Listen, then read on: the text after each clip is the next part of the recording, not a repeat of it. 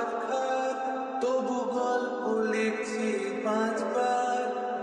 আমি রাখতে চাই না আর তার কোন রাত দুপুরের আবদার, তাই চেষ্টা করছি বারবার সাঁতরে পার